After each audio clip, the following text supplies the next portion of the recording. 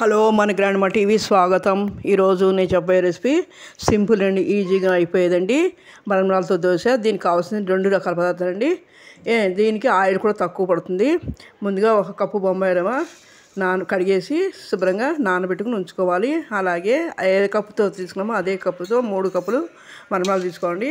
మరమరాల్లో 2 స్పూన్లు పెరుగు వేసి ముందు మిక్సీ పట్టుకోవాలి.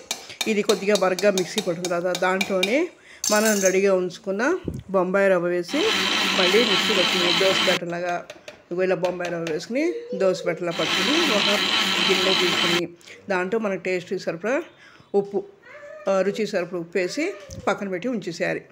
నేను చట్నీ చేద్దామని పల్లీల చట్నీ చేసిన. దీనికి ఏ చట్నీ అని బాగుంటుంది, టమాటా చట్నీ కానీ ఏవైనా చట్నీలు బాగానే ఉంటాయి, అల్లం చట్నీ ఏదైనా బాగుంటుంది. కానీ నేను ఇది చాలా రోజులు అయింది చేయడం కాబట్టి చేశాను. దీనికి 1/2 కప్పు పుట్నాలు తీసుకుని 1 కప్పు పల్లీలు తీసుకునండి.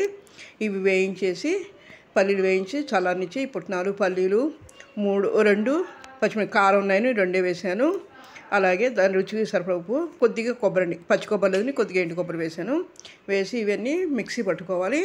పట్టుకుని ఈ చట్నీని కూడా ఒక బౌల్లో తీసుకుని మనం తాలింపు పెట్టుకోవాలి. తాలింపుకి కూడా ఎక్కువ ఆయిల్ అక్కర్లేదండి.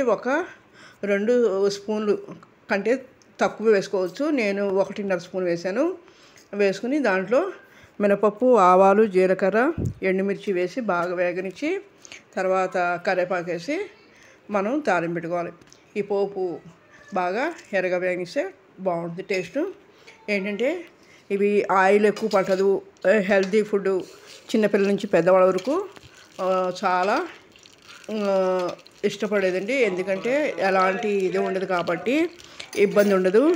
అలాగే పొద్దున్న బ్రేక్ఫాస్ట్ కానీ ఈవినింగు కాలేజ్ నుంచి స్కూల్ నుంచి వచ్చే వాళ్ళకి, జాబ్ హోల్డర్స్కి ఇది బాగా అప్పటికప్పుడు చేసుకునే టిఫిన్ అండి. నైట్ కూడా ఎవరైనా పేషెంట్ ఉన్నా కూడా, షుగర్ పేషెంట్ కానీ పెద్దవాళ్ళు బీపీ అలా పేషెంట్ కానీ సాయంత్రం టిఫిన్ చేయాలన్నా అప్పటికప్పుడు చేసే టిఫిన్ అండి. పండు ముసలి వాళ్ళు కూడా ఇది నచ్చింది. ఎందుకంటే మెత్తగా స్పాంజీగా బాగుంటాయి, టేస్ట్ చాలా సూపర్గా ఉంటాయండి. ఇవి చూడండి ఇలా అయిపోయిన తర్వాత తాలింపు వేసేసి పక్కన పెట్టుకోవడం.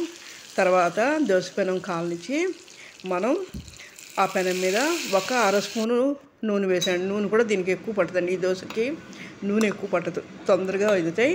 మీడియం మంట మీద, మరీ సన్నగా కాకుండా మీడియం మంట మీద పెట్టి మనం దోశలు వేసుకోవాలి. ఈ దోశ పిండిని మామూలు దోశ పిండిలో కాకుండా అదమకుండా మామూలుగా లైట్గా తేలిగ్గా స్ప్రెడ్ చేసుకుని వేసుకోండి. వేసుకుని కాలనిచ్చేసి 2 వైపు తిప్పుకుంటే ఈ దోశలు చాలా స్మూత్గా, స్పాంజీగా, చాలా మెత్తగా బాగుంటాయండి. చాలా ఇష్టపడతారు, పిల్లల నుంచి పెద్దవాళ్ళ వరకు అందరూ ఇష్టపడతారండి. ఇది చాలా బాగుంటుంది. ఎందుకంటే మనం బయట తీసుకొచ్చి తినే వాటికంటే కూడా ఆయిల్ ఏది వేస్తారో తెలీదు పిల్లలకి.